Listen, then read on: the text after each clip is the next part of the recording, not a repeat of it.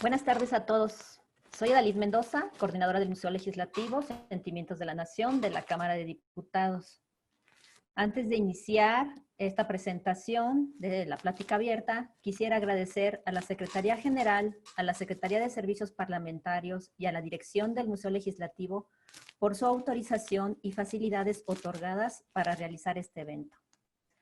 También quiero agradecer la presencia del público que sigue las redes sociales del Museo Legislativo y del Espacio Cultural San Lázaro. Pueden dejar sus preguntas y comentarios en la publicación de la transmisión, los cuales los haremos llegar a nuestros invitados. Como saben, en el Museo Legislativo hay dos programas que se realizan desde el museo sobre cine. Uno es Tardes de Cineclub, que todos los primeros miércoles de mes y desde hace 5 años atrás aproximadamente se presentan películas y documentales alternativos a la cartelera comercial.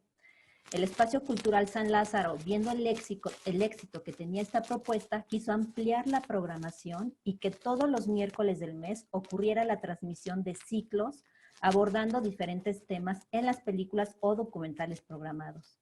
Esto con el fin de que las colonias que bordean la Cámara de Diputados tuvieran una alternativa gratuita para disfrutar de cine. Cuando llega la pandemia a México, es que estas exhibiciones presenciales se suspenden y a partir de abril de este año, por supuesto, es que se programan y comparten links para que el público pueda disfrutar desde su casa con opciones nacionales e internacionales. También quiero compartirles que con esta charla abrimos un nuevo ciclo de estos programas donde las redes sociales del Museo Legislativo será el punto de reunión para reflexionar y discutir sobre este mundo fascinante que es el cine. Así que bienvenidos a todos y deseamos que se hagan parte de esta comunidad que estamos creando todos para que haya una opción más donde ver, oír, sentir este arte. Bueno, pues sin más preámbulo, me siento muy contenta de presentar a nuestros invitados y quienes inauguran este nuevo ciclo. Estoy segura nos dejarán muy buenas vibras y muy buen sabor de boca para los siguientes eventos. La primera a quien voy a presentar es a Marcela Vargas Reynoso. Ella es crítica de cine y periodista cultural. Actualmente forma parte de la Unidad de Investigaciones Periodísticas de la UNAM y del podcast Cinema, Tempo, Historia.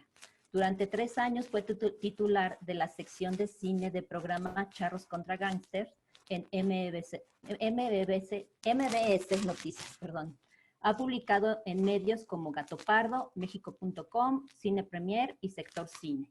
Es licenciada en Periodismo y Medios de Información por el Tecnológico de Monterrey, Campus Ciudad de México. En 2018 obtuvo la beca Gabriel García Márquez de Periodismo Cultural, otorgada por la Fundación Gabo. Bienvenida, Marcela. La segunda presentación será de Sergio Huidobro, comunicólogo y maestro en letras latinoamericanas, ambas por la UNAM. Ha sido seleccionado como miembro del jurado Joven France for Revelation de la Semana de la Crítica del Festival de Cannes y de Berlinale Talents en 2014. Escribe en las revistas La Tempestad, Cine Premier, el suplemento La Jornada Semanal y es panelista en Mi Cine, Tu Cine de 11 TV y colaborador en Cine Garage.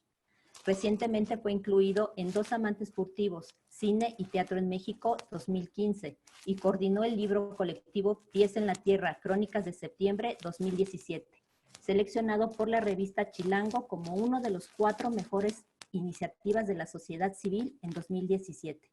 Es docente en la Filmoteca de la UNAM y en la Escuela de Cine Comunitario y Fotografía Pohualizcali. Gracias por tu presencia, Sergio, y bienvenido. Muchas gracias, buenas tardes. Buenas tardes. Ahora presento al moderador de esta plática, Eric Estrada. Se dedica a la crítica de cine desde 1996 con la apertura de la hoy extinta revista Cinemanía, en donde realizó entrevistas a numerosas y distintas personalidades cinematográficas mexicanas y extranjeras. Gracias a ello, pudo después colaborar en medios televisivos, radiofónicos e impresos hasta convertirse por 3 años en editor de la revista 24 por segundo. Es cofundador del proyecto Cine Garage, enfocado a la crítica cinematográfica, pero a través del cual se vinculó con el Museo de Palacio de Bellas Artes, el Museo Nacional de Arte, la Biblioteca Vasconcelos, el Centro Cultural Tlatelolco, el Instituto Goethe, diseñando, coordinando o impulsando cursos de cine, curadurías, ciclo de cine y asesorías.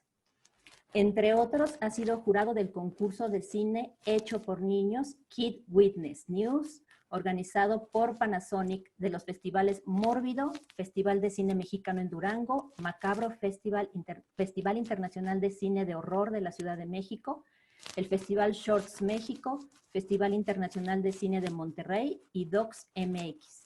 Ha colaborado como crítico de cine en prácticamente todos los medios especializados del país.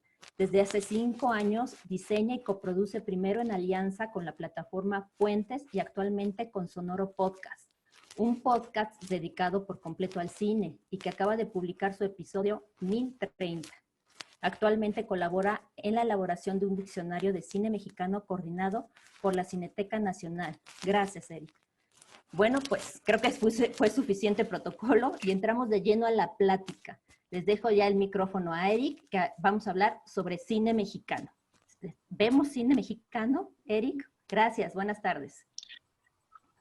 Hola, buenas tardes a todo mundo. Pues sí, la plática de hoy va a tratar de responder la enorme pregunta de si el público mexicano está viendo cine mexicano, y creo que es pertinente por muchas razones. Número uno, estamos en el famoso mes de las celebraciones patrias de este país, entonces hablar de cine mexicano, si bien puede sonar recurrente o repetitivo, es yo creo que uno de los mejores momentos para hacerlo porque va apareciendo por ahí en distintos medios, se puede ver más cine mexicano en la televisión, se habla más de cine mexicano en radio, en otros medios, hay esfuerzos importantes para acercar las películas al público. Este año el premio Ariel, que es el que otorga la Academia Mexicana de Artes y Ciencias Cinematográficas de México, noviembre, previo a ello, de hecho ya estamos en este periodo, hay todo un esfuerzo de la propia academia para que las nominadas al Ariel se puedan ver por parte del público, en este caso en línea, y de forma gratuita. Entonces, es como el tema del que se tiene que hablar, y un poco la idea de la mesa es tratar de encontrar el hueco siempre, ¿no? Entonces, más allá de los esfuerzos que se hacen para llevar cine mexicano, de que ha estado en cartelera, de que se puede encontrar, digamos, con menos dificultad, no voy a decir que con más facilidad, sino con menos dificultad, una oferta mexicana en los cines y ahora mismo en línea. Creo que la pregunta alrededor de si se ve el cine mexicano y si el público mexicano está viendo su propio cine es como un buen punto de inicio para ver en qué momento del cine mexicano estamos parados, cómo se le puede hablar al público de su propio cine, qué tipo de cine está viendo ese público, obvio, qué tipo de cine mexicano, y qué tipo de cine no está viendo ese público, que creo que es una de las preguntas más importantes para poder iniciar la plática con Marcela y con Sergio, porque si nos vamos un poco a los esquemas, a las estadísticas, a los datos que hay sobre exhibición, sobre consumo de cine mexicano en línea, creo que hay una línea, si no muy definida, sí por lo menos clara, de que hay muy buena parte del público que ve cine mexicano viendo una especie de cine mexicano en particular, y hay otra buena parte de público mexicano que está consumiendo otro tipo de cine mexicano. Entonces, yo había propuesto, y qué bueno que Sergio y Marcela aceptaron, comenzar la plática justo con una serie de reflexiones sobre los distintos tipos de cine mexicano que existen en este momento, quitar de una vez por todas, aunque sé que es un lugar común y que poco a poco hemos ido deslavando, quitar de una vez por todas la idea de que el cine mexicano, el público lo ve como un género, en parte es cierto, pero en parte no. Entonces, sí tratar de aclarar de una forma conveniente, Sergio, Marcela, que hay distintos tipos de cine mexicano, que muchos públicos ven distintos tipos de cine mexicano, pero que creo, y nos dimos cuenta a la hora de promocionar esta plática, hay un sector en particular del público mexicano que solo detecta una parte del cine mexicano, que creo que es donde está parte del problema de ver o entender qué tipo de cine mexicano está viendo el público, si es que el público está viendo cine mexicano. Entonces, la pregunta sería por ahí, ¿no? Hay muchos cines mexicanos, ¿se les debe o no se les debe bautizar? ¿Cuál sería, yo creo, el primer gran esfuerzo que se podría hacer ahora con las ventajas y las desventajas del consumo en streaming para que el público se acerque finalmente a su cine, que creo que es el círculo ideal en cualquier tipo de actividad cultural, que quien la genera para un público natural, que en este caso es el público mexicano, tenga respuesta de ese público mexicano para seguir generando obra. Sí hay muchos tipos de cine mexicano, o tenemos que tomar al cine mexicano desde un bloque y a partir de ahí tratar de explicarle a la gente que dentro de ese bloque hay discursos diferentes. No sé qué opinen Marcela y Sergio. Creo que se pueden hacer las dos cosas, de hecho. Por un lado, entender que el cine mexicano como un bloque se necesita comprender como una industria que tal vez no es tan fuerte como quisiéramos que fuera, por un montón de temas que tienen que ver con financiamiento, con exhibición, distribución, que los tocaremos en esta conversación también. Pero también podemos entenderlo, y creo que sería lo más sano como audiencias, como pasa con la literatura. No pensamos en las letras mexicanas como un solo bloque. Tenemos novela negra, tenemos sátira política, es decir, así como la literatura se divide en géneros, también el cine mexicano. Sí, como comenta Eric, ya habíamos hablado sobre estas posibilidades de conversación, pero a la hora de llevar a redes el anuncio de esta charla, creo que nos hizo incluso replantear un poco lo que íbamos a comentar, porque recibimos, por supuesto, muchos comentarios positivos de sí, queremos escuchar esta conversación, participar del diálogo, pero también llegaron comentarios lapidarios de no, el cine mexicano es basura. Solo hay 2 actores, solo hay una actriz. Todo el cine mexicano es malo. Y pues no, además, pensar en absolutos no funciona en la vida, ¿no?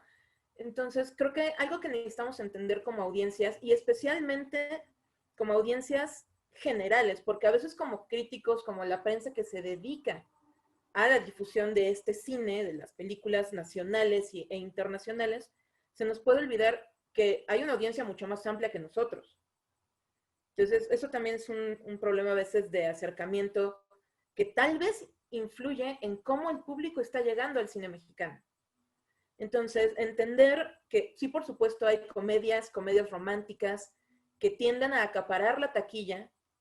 También hay muchísimos esfuerzos. Simplemente esta semana en Venecia se están estrenando 2 películas mexicanas, una de Michel Franco y otra de Juliano Laizola, que para que lleguen a México en un ciclo más o menos normal de alcanzar las pantallas nacionales, tardará de 6 meses a 1 año, quizá más por el periodo de COVID. Entonces, hay todo ese tipo de cine. Hay proyectos independientes que son completamente comedias románticas, así como hay proyectos comerciales que pueden tener un discurso más profundo y más interesante desde el drama o desde la sátira política. Entonces, creo que podemos entenderlo desde las 2 visiones. Entender la industria del cine mexicano como un bloque en el que todos los engranes se apoyan uno al otro, y entenderlo como un abanico de posibilidades en el que una vez que una persona en la audiencia encontró su cine, más allá de que sea mexicano o no, encontró al cine que le habla a los actores, actrices, escritoras, directores que le hablen, ya es de ahí y va a seguir buscándolo. La cosa es también cómo hacemos para que se encuentren ese cine y su persona. ¿Cómo hacemos para que se encuentren felizmente? Sergio, llegó un comentario de Abraham M. que dice, efectivamente, vemos al cine mexicano como un género. ¿Qué opina usted, señor Sergio Huidobro? Además de que lo vemos como un género, lo vemos como un género menor, como un género periférico, alternativo, que no está en la misma estantería que el resto de los otros géneros canónicos, ya no digamos en la historia del cine, sino en la cartelera de un domingo, cuando vamos al cine, ¿no? Creo que el problema, como también lo dijo, muy bien lo dijo Marce, pasa por estos dos grandes grupos de público que no son para nada homogéneos, pero por el momento me voy a permitir separarlos así. Uno que está sobre representado y otro que está muy subrepresentado. Aun cuando los dos públicos tienen la misma necesidad en términos de derechos culturales de acceder a obras audiovisuales que dialogan con su propia identidad y con sus propios mecanismos de representación, ¿no? Viendo el anuario del IMCINE, del anuario estadístico de cine mexicano del año pasado, un dato que se me quedó mucho en la cabeza fue que de la enorme cantidad de boletos vendidos, ya estamos sesgando, porque no todo el cine mexicano está basado en la venta de boletos. Hay un gran mercado de exhibición que no pasa por el mercado, pero bueno, del gran número de mercados de boletos vendidos, 85, un poco más de 85%, prácticamente el 90% de esa cantidad correspondía a 25 títulos de los más de 200 que se produjeron el año pasado, y esos 25 podían caber en el género de la comedia o de la comedia romántica con sus diferentes variantes, ¿no? Y en la misma estadística teníamos que 25 documentales, el mismo número de películas, pero documentales representaban el 0.14, menos del 1% de boletos vendidos, ¿no? Entonces, esto nos puede conducir a una interpretación súper sesgada y súper errónea, que es que lo que más se produce es este cine de industria, que está bien padre generar industria, pues, pero ese no es el cine así como un todo. Este cine es el que más se produce porque es el más visible, porque es el que está más presente en los medios, en la conversación, en los trending topics, perdón, y que por el otro lado, trending topics, ya los tropicalicé, y que por el otro lado hay un cine menor, pequeñito, periférico, y no es cierto. De hecho, los otros géneros se producen más. Se produce una gran cantidad de cine experimental, documental. Hay una corriente robusta de cine dirigido por mujeres que no llega a las carteleras comerciales, cortometrajes, mediometrajes.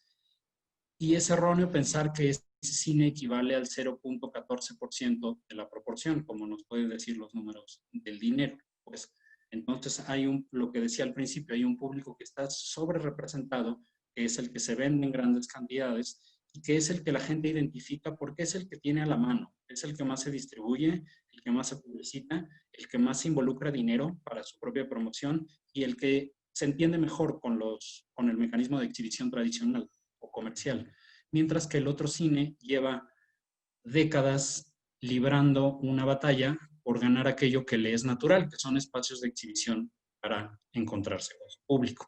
Entonces creo que yo por ahí empezaría a pensar el problema en estos dos modelos de distribución partidos que forman parte del mismo cine, de la misma industria y del mismo entorno cultural, pero que están separados, están como espalda con espalda, nunca se ven la cara. Pero entonces lo que estamos diciendo, Sergio, es que parte del problema, tenemos por supuesto el prejuicio que cierto público mexicano tiene hacia su propio cine.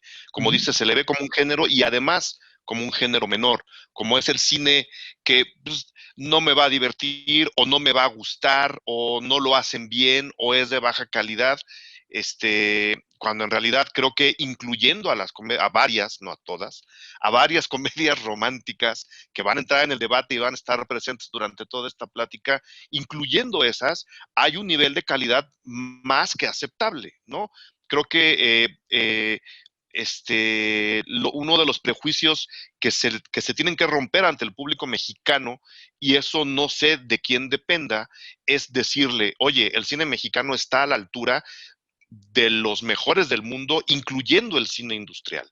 ¿No? Si yo me atrevería a decir, lo digo cada vez que hay una plática así, yo me atrevería a decir que a nivel latinoamericano, el cine mexicano está en el primer lugar en cuestión técnica.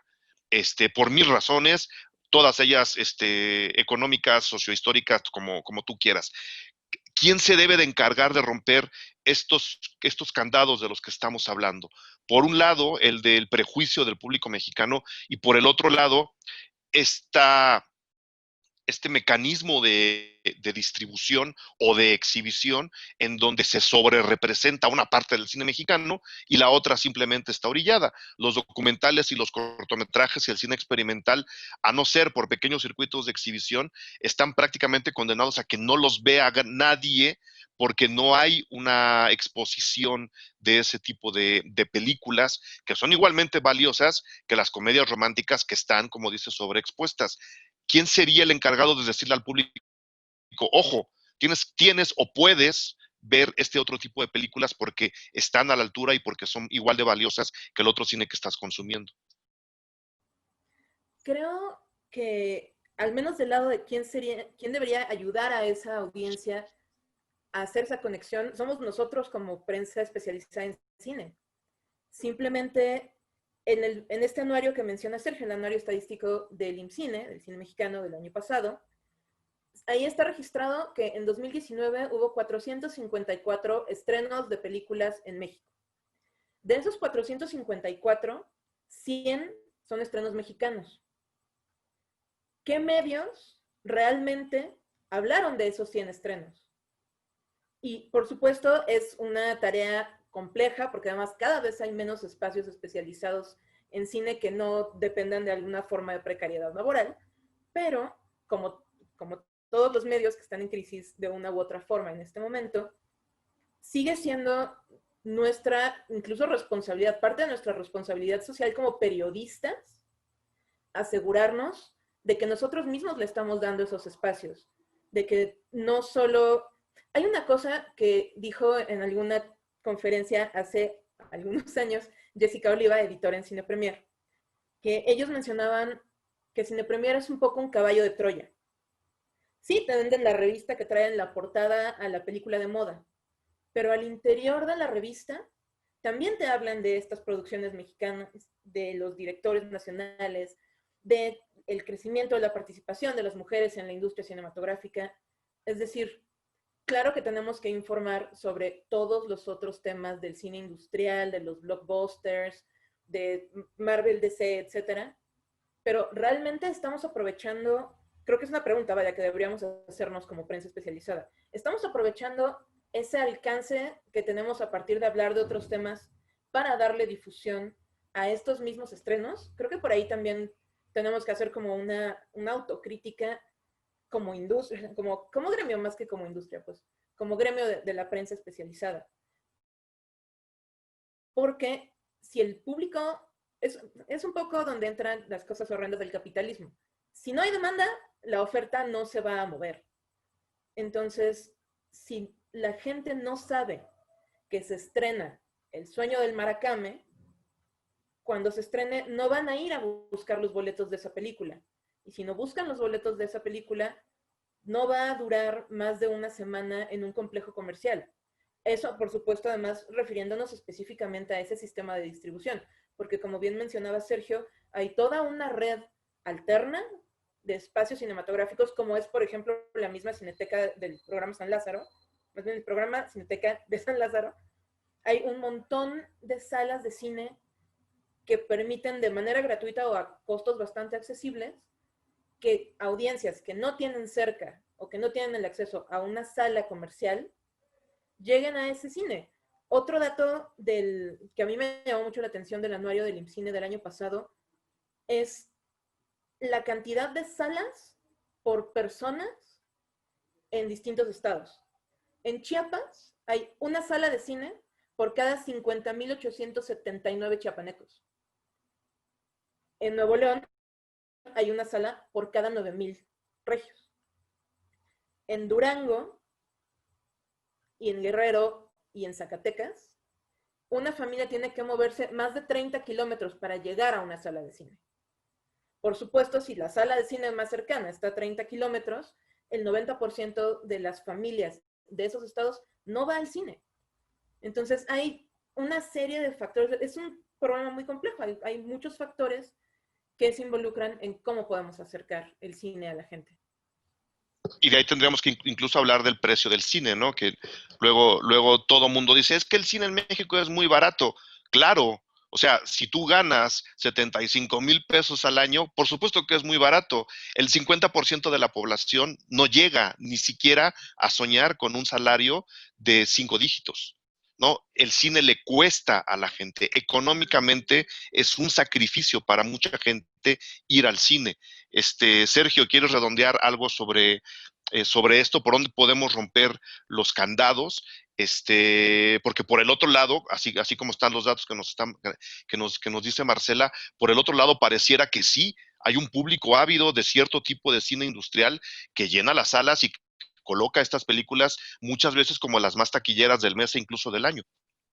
Sí, es que Marce acaba de tocar el punto fundamental, que es el asunto de accesibilidad a los productos culturales, ¿no? De entrada habría que empezar a pensar a las películas así como productos culturales, incluso las malas, o sea, las que consideremos malas, pues. No, producto cultural no quiere decir alta cultura o cierto estatus en el canon, pues, sino la accesibilidad a un bien común, a un derecho cultural, las películas, y en genérico.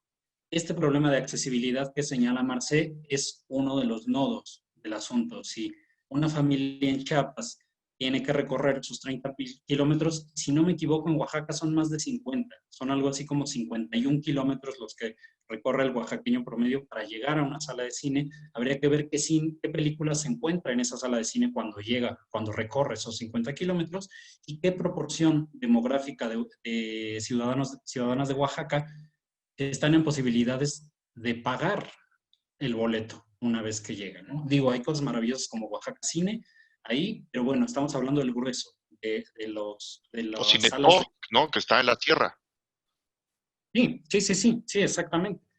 Entonces, este problema de accesibilidad también es un problema que enfrentan las mismas películas mexicanas. Por ejemplo, en el mismo recuento de datos actual, bueno, actualizado al año pasado al menos, tenemos que en la Ciudad de México se estrenan más de 100 películas mexicanas durante el año. Ya vimos los números, 25 las ve todo el mundo, las otras 75 las ve sus tías y 10 por ahí se ven en Ficunama a las 10 de la noche, entonces las ve 3 personas cada una. Entonces hay una disparidad ahí enorme de problemas, hay una disparidad enorme de accesibilidad y bueno, la gente, eso también hay que entenderlo, no está obligada a ir, ¿no? A ver ni cine mexicano ni a ir a ningún lado. Pues es una cosa de ejercer un derecho que uno toma para sí y decide ir a ver cine mexicano.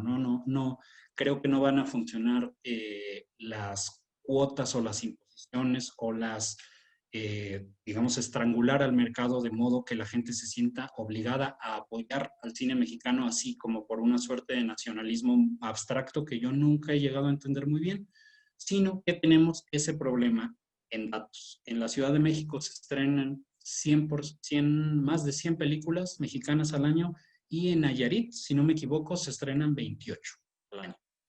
Y en todo el país, como república, en México se producen más de 200 películas. Y en la misma república están Nayarit y la Ciudad de México. O sea, es un modelo de disparidad que está ecualizado como banda de metal, o sea, arriba y para abajo de unas formas muy, muy abruptas, ¿no? Entonces, hay poca accesibilidad de las películas, poca accesibilidad a las salas físicamente, a los recintos, y también poca accesibilidad económica para que las personas se trasladen a esas salas y decidan entrar a pagar un boleto. Entonces, cuando se cruzan esas tres cosas y lo sumamos a este problema de percepción, que creo que es el que nosotros tendríamos que inyectar como prensa, que es lo que mencionaba también Marce, es una tormenta perfecta, ¿no? Porque entonces estás produciendo y produciendo más, cada año más de 200 películas, y tienes como resultado estos números, ¿no? O sea, como empresa, habría quebrado a los 3 años el cine mexicano. Pues, pero hay ahí algunos productos estrella, su refresco vendido en todos lados, que son las comedias románticas. Entonces, es un modelo muy anómalo, el de una industria que produce una cantidad enorme de cine en una diversidad abrumadora, experimental, dramas sociales, comedias finas. Horror, terror, Horror, es que creo que, como animación. dices, el problema de la percepción con la gente es incluso ese, ¿no? Que dicen, es que a mí me gusta el cine de horror. Y es, a ver, desde los inicios del cine mexicano ha habido cine de horror en este país. ¿Por qué no consumes cine de horror mexicano?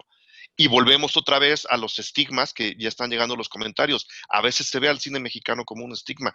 Es que el cine mexicano es malo. Entonces, eh, sí hay un compromiso, creo yo, como dice Marcela, de la gente especializada en cine para promover y difundir lo que hay, pero creo que el público, por alguna razón, tiene una coraza en donde cuando uno dice, ven a ver esta película mexicana que trata sobre, se quedan en película mexicana, se dan la vuelta y se van. Y creo que ahí tenemos, por lo menos de este lado de la batalla, hablando de la prensa, de la crítica, de los medios, ahí tenemos creo que el primer frente que tendríamos que vencer.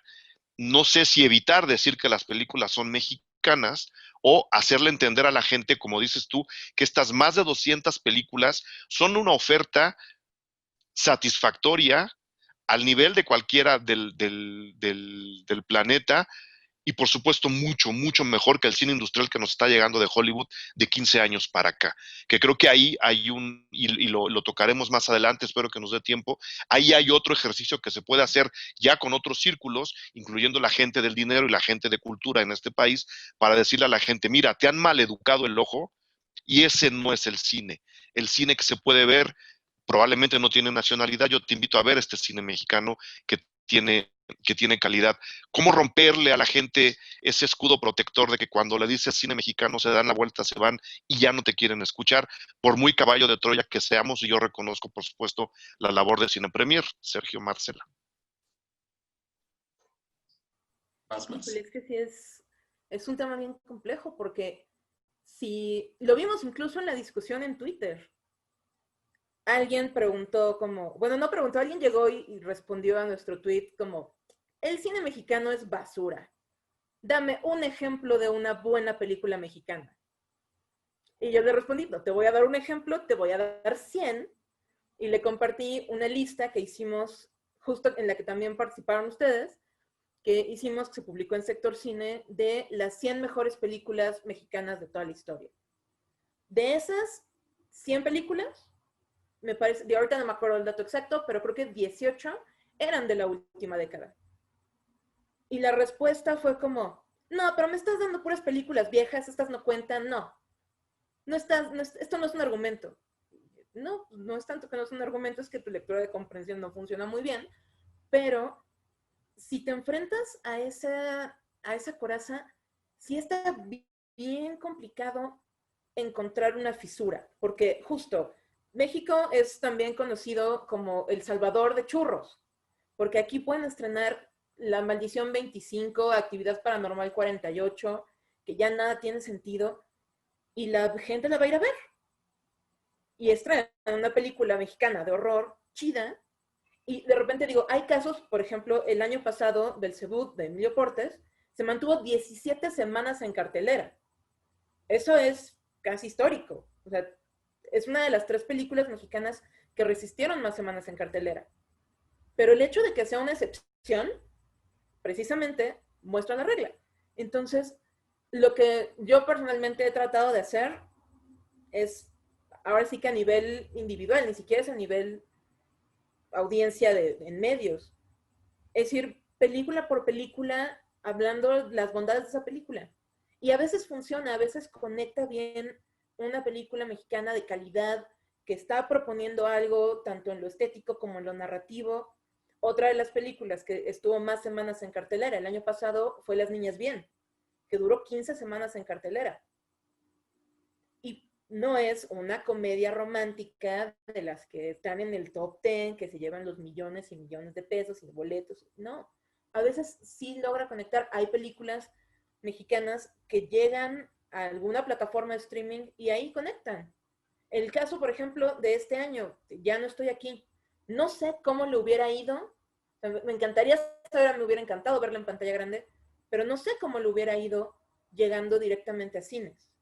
Y en cambio, tal vez porque la plataforma la puso en la portada cuando entrabas, la gente la vio. Y fue la película, no solo la película, fue el contenido más visto de esa plataforma en México por casi una semana. Entonces, sí se puede, o sea, sí hay manera de cruzar esa barrera, solo la gran pregunta justo es eso, ¿cómo? Incluso yo invitaría a quienes nos están escuchando hoy, ¿quién, o más bien, quiénes de ustedes ven cine mexicano porque les gusta, más allá de que sea o no mexicano? ¿Y cómo fue que se acercaron a él? Porque tal vez ahí es donde a nosotros como prensa nos está faltando escuchar a la audiencia, escuchar a nuestros lectores. ¿Cómo fue que encontraron ellos el camino para acercarse a una película mexicana? Porque tuvo que haber un punto. O sea, a lo mejor fue hace 20 años con Amores Perros. Además, todo el mundo, por supuesto, es una gran película que marcó un hito y que a partir de ahí todo cambió. Pero justo, ya pasaron 20 años. Y a veces cuando le preguntas a alguien qué películas mexicanas te gustan, solo saben mencionar las películas de los primeros 2 o 3 años de la década anterior. Entonces, a mí me gustaría que nos contaran, quienes nos están escuchando ahorita, cómo fue que se acercaron al cine mexicano. Exactamente, cómo es que incluso están acostumbrados a ver las películas mexicanas que se estrenan ese fin de semana. Creo que sería un buen dato para ayudarnos justo a la difusión. Ahora que hablamos de números y que hablamos del traslado de la gente, lo que implica el precio, ¿no? La sobreoferta que hay a nivel de exhibición de las comedias románticas o de películas megaindustriales como Actividad Paranormal 84, que acaban de hacer, hicieron 40 más entre que tú acababas de hablar y yo empezaba. Así de malas son las actividades paranormales. 40 películas hicieron en 8 minutos. Independientemente de eso, creo que los efectos de la pandemia quiero verlo yo así, están modificando un poco la visión de mucho público que incluso ni siquiera iba al cine, ¿no? Se estuvo viendo en general, o por lo menos también eso quiero creer, eso fue lo que detecté yo en redes, hubo una muy buena oferta de cine interesante, propositivo, humano, decente, comedias románticas y no, horror y no, cine experimental y no, estoy hablando de todo, no estoy hablando nada más de, cine artístico, intelectual, que no, estoy hablando de que sí de repente, cuando los cines se cierran, se abrieron unas compuertas que permitieron a mucha gente experimentar un cine que de otra forma no habrían visto, o porque las películas ya no están en cartelera, o porque simplemente les habían pasado de noche.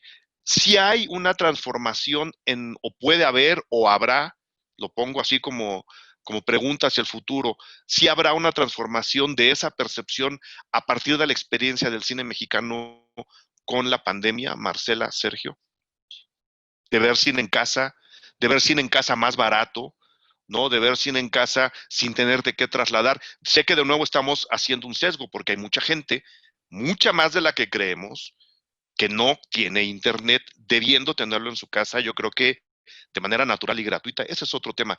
La pandemia nos ayudará a que mucha gente empiece a ver cosas que no tenía antes detectadas. Seguro. O sea, sí, creo que sí.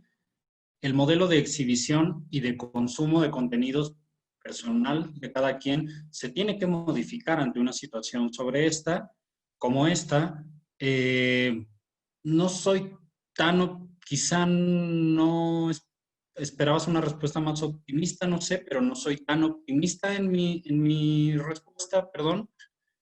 Creo que es sí un bache que obliga a reformular ciertos paradigmas de cómo consumimos cine, de cómo vemos cine y en qué pantallas, pero cuando termine todo esto, cuando esto regrese a algo que se parezca a la vieja normalidad cinematográfica, vamos a regresar más o menos a los mismos problemas y los mismos vicios muy arraigados en el modelo de exhibición y en el sistema de distribución tanto del cine norteamericano como del mexicano. O sea, la gente hoy sí está esperando a que se reabran las salas y a que regrese la vida cinematográfica, pero lo están esperando para ir a ver Tenet.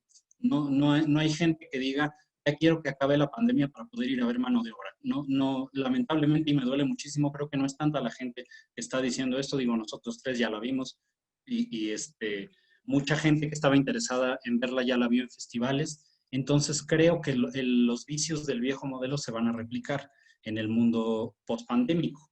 Estamos condenados a esta situación geográfica y al mismo tiempo cultural de ser los vecinos más cercanos de la industria audiovisual más extractiva y más agresiva en la distribución de sus contenidos hacia afuera, y somos no solamente su principal vecino geográficamente, sino su principal consumidor en términos numéricos del volumen de población, de qué tipo de cine nos gusta. Esto que dijo Marce, mañana se estrenan otras 3 secuelas de Actividad Paranormal y las 3 van a entrar al top 10 de Canacine de las 10 películas más vistas Ya están del en mes. postproducción, de hecho. Están en postproducción otras 3 seguramente. Sí, no, y pasa con todo, con James Bond, con la nueva de Nolan, son este tipo de cosas cíclicas, ¿no? O sea, hay industrias más agresivas, quizá en sus modelos de distribución como la China o como la India, pero son agresivas al interior, en la protección de sus propios mercados y la imposición de barreras a sus propias idiosincrasias culturales a través del cine, ¿no? El modelo de Estados Unidos, que es con el que nosotros dialogamos directamente, es extractivo, es agresivo, es colonial desde cierto punto de vista, y nosotros llevamos siglo y cacho cinematográficamente tratando de oponer resistencia a ese modelo, pero es una resistencia muy débil, porque por el otro lado es lo que más nos gusta como audiencia, ¿no? Consumir ese modelo.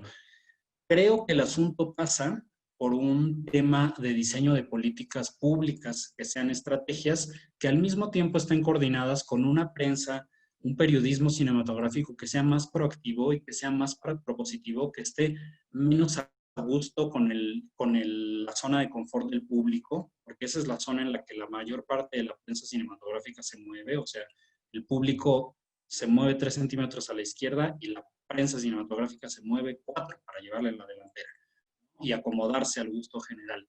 Creo que una prensa de cine un poco más combativa, un poco más propositiva, más proactiva y más dedicada a la construcción de puentes entre los creadores y creadoras mexicanos con sus audiencias puede ser muy benéfico, pero al mismo tiempo al público tampoco lo podemos victimizar, tampoco podemos pensar que el público es como una manada de ovejitas que es llevada al cine y ya se van como pastando a cada uno a las salas donde se exhibe la película el blockbuster, ¿no?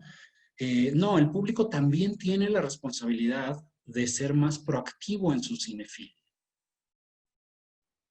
Yo sé que esta no es una opinión muy popular, decir que la culpa es del público, pues, pero un poquito sí. O sea, estos comentarios como los que recibimos en Twitter ayer con los que inició la discusión, que Marce les llamó opiniones o comentarios, creo que los estaba sobrevalorando. Yo creo que eran más bien exabruptos, un poco estomacales, de alguien que se encontró por ahí con el tweet y simplemente le agarró el rant. Llegaron al ataque.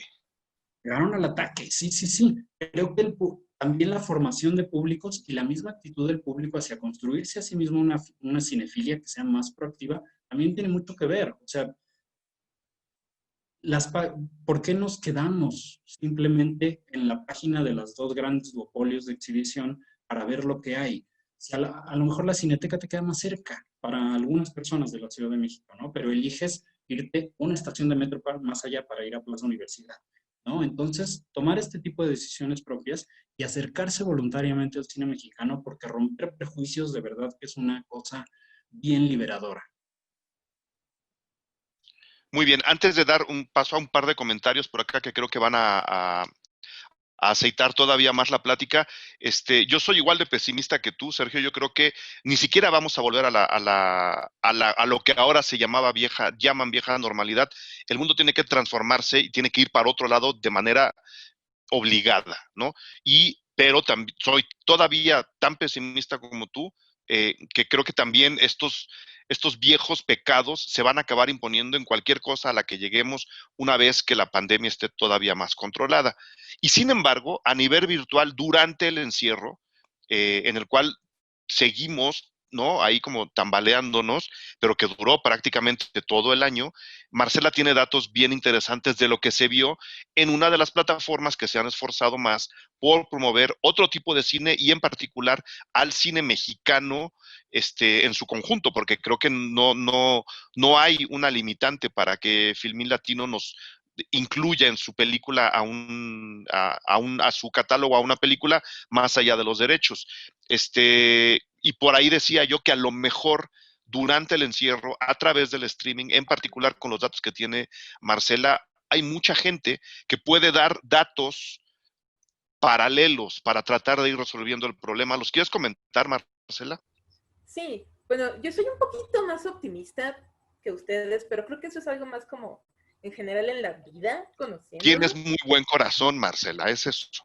No, qué bueno, porque imagínate 3 aquí borrachos, Eso sería muy triste. lamentándose. No, sería muy Es un triste, sería escenario muy triste. apocalíptico y ya No, tuvimos no, suficientes escenarios apocalípticos. y Pues no. sí, justo como dice Eric, Filmin Latino, para contextualizar a quienes no conozcan esta plataforma, es una plataforma de streaming que depende de IMCINE, del Instituto Mexicano de Cinematografía. Hace, me parece, un par de años estuvo cerca de desaparecer, causó revuelo esta posible desaparición, se logró que no desapareciera esta plataforma, al menos por ahora, no se sabe en próximos años, pero yo espero que se sostenga. Y tiene un catálogo con más de 1000 títulos disponibles.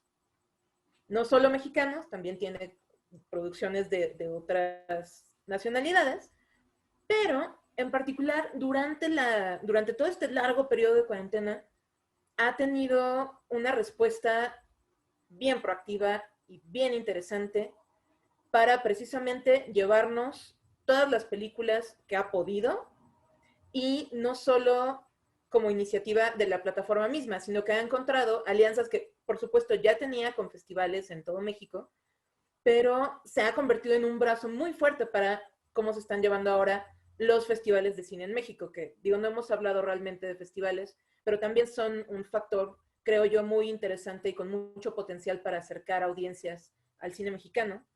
Y bueno, de Filmin Latino nos compartieron algunos datos de cómo les ha ido en este periodo de la sana distancia, del confinamiento, etc.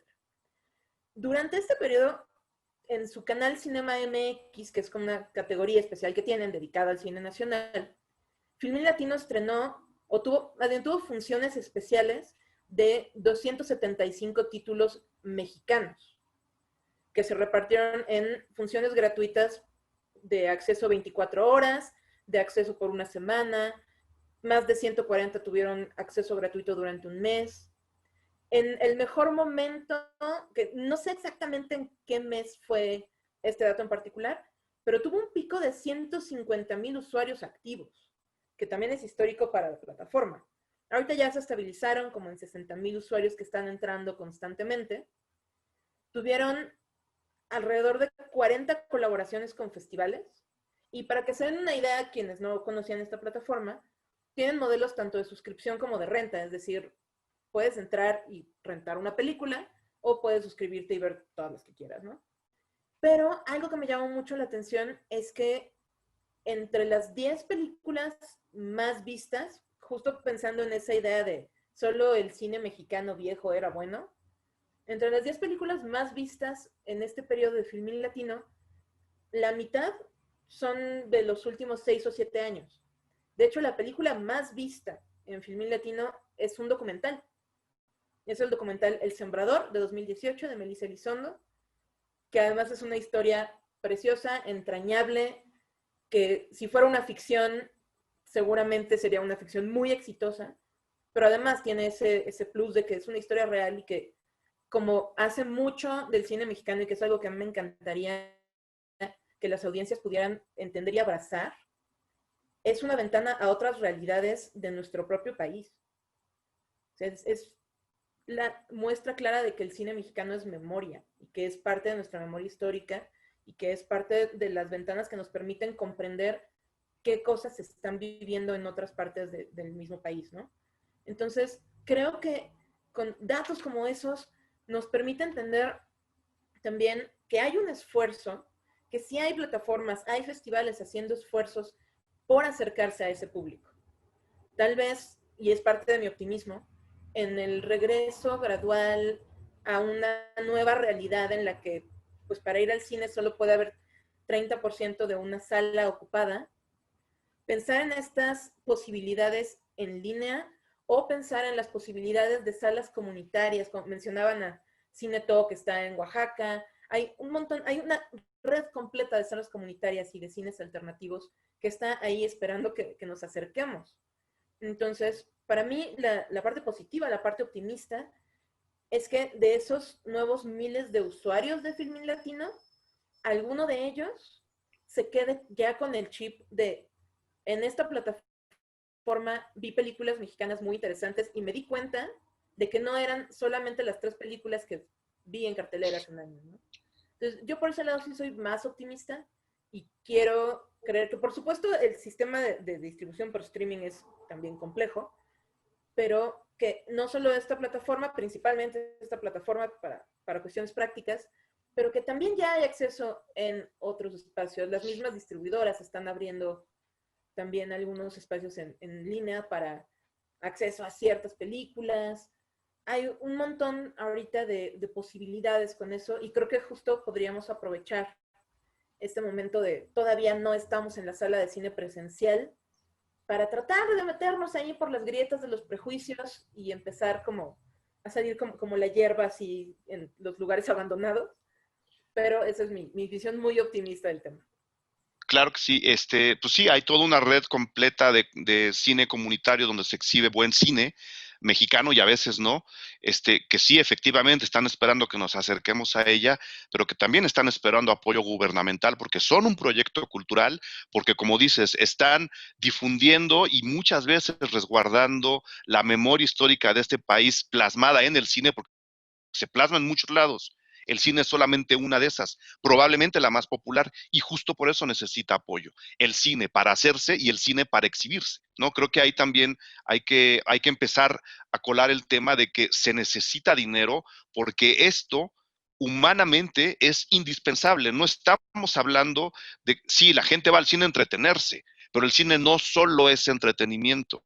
El cine cumple una función que no se mide en los Exceles, que no es para nada, digamos, tangible, pero que tiene que existir y que necesita apoyo, especialmente del gobierno, en este caso, de este país, que es el gobierno mexicano, ¿no? Entonces, nomás para que no crean que todo depende del público. ¿El público tiene culpa? Sí, ya lo dijo Sergio, lo dejó muy claro. ¿Tiene toda la culpa? No. ¿El público es parte de la solución? Sí. ¿Es toda la solución? No. Estamos muchos involucrados en esa solución. Creo que hasta ahí vamos en la plática, ¿no? Creo que ahí podríamos como resumir. Nada más un par de comentarios para tenerlos en cuenta. Daniel Silva dice, por ejemplo, si voy a Cinépolis, que es lo que tengo cerca, las comedias románticas están en 5 horarios distintos y películas que para mí resultarían más interesantes, independientemente de que sean mexicanas o no, están en un horario a las 10 de la noche. Para tenerlos en cuenta, 5 horarios distintos y películas que para mí resultarían más interesantes. Hace rato, a él en particular, la Cineteca le queda a 2 horas de camino. Hacen falta más cinetecas, no solo en la ciudad, en el país, ¿no? Alma Angélica Benítez dice, si voy al cine, prefiero siempre una película mexicana, aunque a veces no les dan más horarios ni más salas. Es un poco el mismo problema. Es un esquema de exhibición muy atorado en sus exceles, en sus ganancias, que tienen todo el derecho, pero que creo que ya estamos en el nivel, especialmente después de todo lo que hemos vivido, de que las exhibidoras tomen un compromiso social y cultural con el público que las mantiene y además de hacer dinero haciendo estas exhibiciones de grandes películas tengan un espacio fijo para otras propuestas, otros cines, con el mismo público probablemente, ¿no? Creo que es parte también de la solución. Alma dice, sería excelente regresar al autocinema con películas mexicanas. Autocinema Michuca lo está haciendo. No, no creo que la iniciativa del gobierno de la Ciudad de México a través de Autocinema Michuca, metiendo cine mexicano, a veces cine mexicano para niños, aquí en San Lázaro. Y lo demás no lo voy a leer porque hay mucha gente que está diciendo, no, en últimos tiempos, gracias en mucho a los podcasts de Cine Garage. Entonces no voy a entrar al guayabazo, pero sí. El cine mexicano sorprende porque sale de la precariedad. Pues sí, desafortunadamente necesitamos más dinero para hacer más cine. Como dice Sergio, no tiene que ver que sea bueno y malo, se tiene que hacer más cine. Entre más cine hagamos, mejor vamos a estar. Entonces, que es otro tema. Gerardo, yo creo que el problema grande del cine mexicano es la difusión de las películas, que es un poco lo que habíamos platicado hasta ahora. Hace falta corregir la difusión o apretarle las tuercas, ¿no? Hace falta modificar los modelos de exhibición. Que Belzebú haya estado 17 semanas en cartelera suena extraño ahora. En antiguos modelos de exhibición era completamente natural que una película buena estuviera no 17 años, un año en cartelera. Yo por ahí, y lo discutí justo con Penny Oliva en un podcast, creíamos que, hablando de Tenet, ya que la mencionas, Sergio, sí deberíamos devolver, especialmente si ahora las salas van a estar al 30% de su público, primero, que las distribuidoras se dieran cuenta de que no se va a poder seguir haciendo todo el dinero del mundo en un fin de semana y en consecuencia las películas deben estar más tiempo en cartelera porque ahora no todo mundo puede ir al cine al mismo tiempo. Y por el otro lado, el público, como dice Sergio, en la parte de culpa que le corresponde, también debería sacarse de la cabeza, eso va a ser muy complicado, un mal de nuestros tiempos que es, tengo que ir a ver la película en este momento, hablando de Actividad Paranormal 97, ya hicieron otras 3, tengo que ir a ver la película en este momento porque si no, ¿de qué voy a hablar con mis amigos a la hora del café? Ese es un mal de nuestra era que creo que también le está haciendo mucho mal al cine de calidad en general y por supuesto al cine mexicano. ¿Cambiará eso? Sergio, ya dijimos que no sé qué opinas tú, Marcela. Si estos modelos de exhibición lleguen a ajustarse un poquito a los nuevos tiempos, leyendo cosas como los datos que nos acabas de dar. Hay gente interesada en ver documental, hay gente interesada en ver cine de calidad mexicano, simplemente no lo tiene al alcance como debería tenerlo de manera natural porque es el cine que produce este país. Ahí sí no soy tan optimista, ahí coincido más con ustedes. No, qué mal que te alegre que no sea optimista. No, creo que mucho tiene que ver ahí precisamente el malvado capitalismo, porque a menos que se encuentre, y esto es además lanzando ideas al aire ahí por si hay posibilidad de, no sé, desarrollarse una política pública al respecto, si se encuentra una manera en la que el abrir espacios, como mencionabas, tal vez espacios fijos, por parte de las dos cadenas dominantes de negocio, de la industria, si hay la posibilidad de que eso les retribuya a ellos de manera económica o fiscal o algo parecido, entonces van a tener toda la disposición de abrir esos espacios. Ahora, no digo que sean del todo malvados, por supuesto, porque tienen también algunos acercamientos con festivales de cine, con eventos, con distintos tours de cine internacionales. Sala de arte, ¿no? Sala de arte, o sea, sí hay un acercamiento, sí hay como una rebanadita del pastel que está dedicada a otro tipo de cine. Pero sí veo muy difícil que solo por la buena voluntad y por responsabilidad social se cambie un modelo de distribución y de exhibición que les ha resultado tan benéfico hasta ahora. Porque siempre va a ser un caso, por ejemplo, que a mí me causa mucho estrés personal y me causó en su momento mucho estrés personal. Vuelven, de Isa López, que además es una de mis películas favoritas de los últimos años, se estrenó muy pegadita a Coco. Vuelven es una película de fantasía y terror técnicamente muy buena, con una historia muy interesante, conmovedora, en fin, tan a la altura de otros cines que en 2017 fue la película mexicana con más premios internacionales. Y todavía se alcanzó a colar en los premios internacionales del 2018. porque su corrida por festivales fue larguísima. Pero se estrenó casi al mismo tiempo que Coco, que bajo como que ahí sí salió lo patriotero que nos acusaban también en Twitter, que éramos unos patrioteros por apoyar al cine mexicano solo porque es mexicano. Pero todo el mundo fue a ver Coco porque es que es la cultura mexicana. Y es como, ahí tienes un montón de películas que sí son la cultura mexicana y que no estás pelando, simplemente quedó relegada porque hasta le quitaron horarios para meter horarios de la película animada que todo el mundo quería ver. Entonces, bajo esas circunstancias, sí veo muy difícil que cambiemos, al menos en los años más cercanos, este sistema de exhibición. Pero tengo la esperanza, y ahí es donde entra otra vez mi lado optimista, de que encuentren un pretexto de responsabilidad social para impulsarles un poco, sugerirles a estas grandes cadenas que cambien ese modelo, porque, pues sí, si pones una película, como mencionaban, ¿no? A mí me ha tocado que no alcance a ver una película en un festival por alguna razón, y cuando por fin llega a salas, mi horario godín, en la vieja normalidad, mi horario godín me impedía ir a la única sala que estaba a 1 hora en micro y que tenía la película a la 1 de la tarde. Y eso que yo estoy hablando desde la burbuja Ciudad de México, en la que tenemos un mundo completamente distinto de acceso a los productos culturales.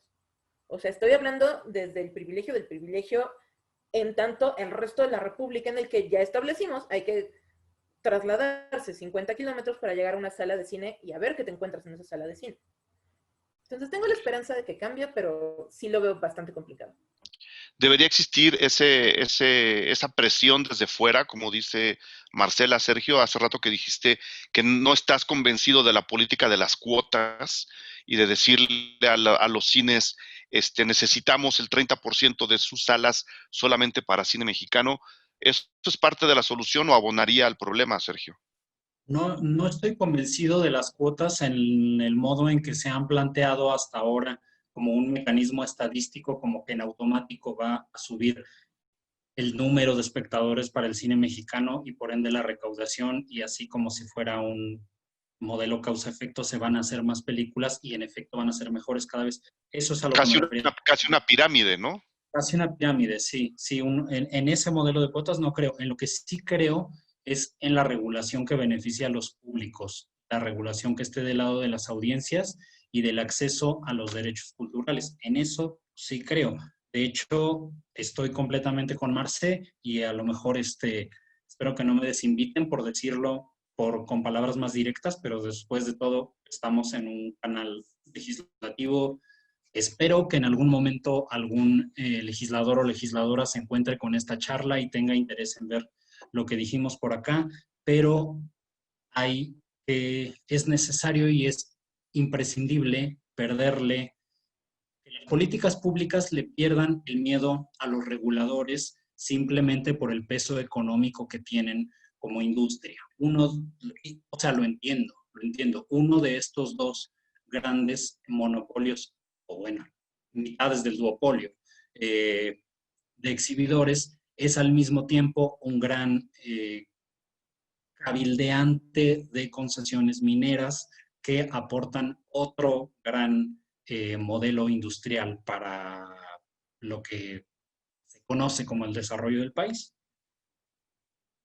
Hay que perder el miedo legislativamente a diseñar políticas públicas que sean más, que estén del lado de las audiencias y de su derecho a la diversidad de los contenidos audiovisuales.